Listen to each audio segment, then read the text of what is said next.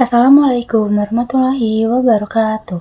Hello everyone, my name is Salsabila Bunga Dwi Pertiwi, study ID number 25411060 from the management program class C.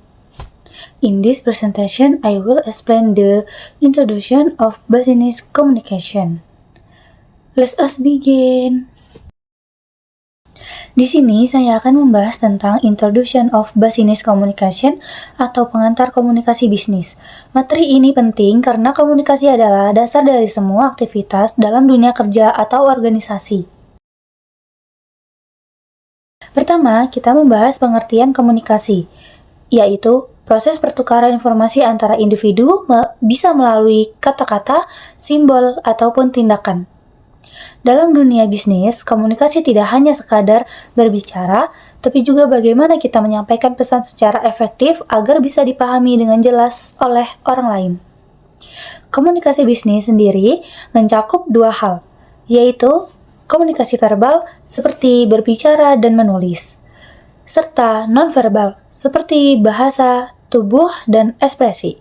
Jadi, intinya komunikasi bisnis itu sangat penting untuk kelancaran pekerjaan dan hubungan antara karyawan. Selanjutnya, ada bentuk dasar komunikasi. Yang pertama adalah komunikasi verbal, yaitu komunikasi yang dilakukan secara lisan maupun tulisan. Contohnya seperti presentasi, rapat, email, atau laporan. Yang kedua adalah komunikasi nonverbal. Ini tidak menggunakan kata-kata, tapi tetap menyampaikan pesan. Misalnya, ekspresi wajah, gerakan tubuh, cara berpakaian, bahkan logo perusahaan. Kadang, komunikasi nonverbal ini justru lebih kuat pengaruhnya karena bisa menunjukkan perasaan atau sikap seseorang secara langsung. Dalam komunikasi, ada proses yang harus dilalui. Dimulai dari pengirim yang punya ide, lalu ide tersebut diubah menjadi pesan. Setelah itu, pesan disampaikan melalui media tertentu, misalnya secara langsung atau lewat tulisan. Kemudian, pesan diterima oleh penerima, lalu ditafsirkan atau dipahami. Terakhir, penerima akan memberikan tanggapan atau feedback. Kalau salah satu tahap ini tidak berjalan dengan baik, bisa terjadi kesalahpahaman. Jadi, penting untuk memastikan pesan disampaikan dengan jelas. Selanjutnya adalah komunikasi interpersonal, yaitu komunikasi antara individu dengan individu lainnya. Komunikasi ini biasanya terjadi dalam kehidupan sehari-hari di tempat kerja, seperti berbicara dengan teman, atasan, atau rekan kerja. Tujuannya bermacam-macam, seperti menyampaikan informasi, berbagi pengalaman, membangun hubungan baik, bekerja sama, bahkan menyampaikan perasaan seperti kecewa atau kesal.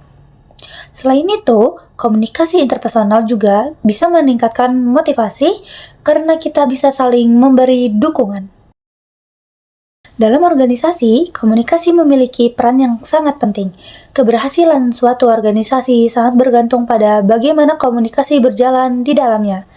Jika komunikasi baik, maka pekerjaan akan lebih terarah dan tujuan mudah tercapai. Di dalam organisasi, komunikasi mencakup hubungan antar anggota, pola komunikasi, serta bagaimana cara mengelola komunikasi tersebut.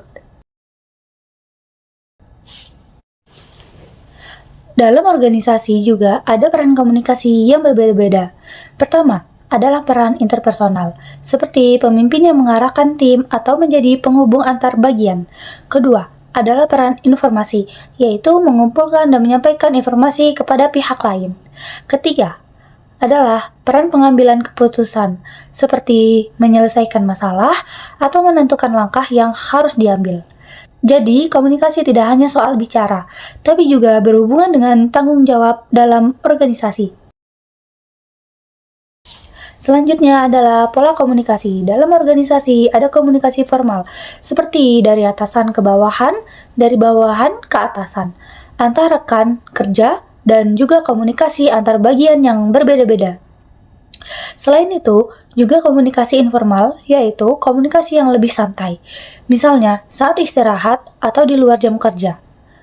Kedua jenis komunikasi ini sama-sama penting karena membantu memperlancar hubungan kerja.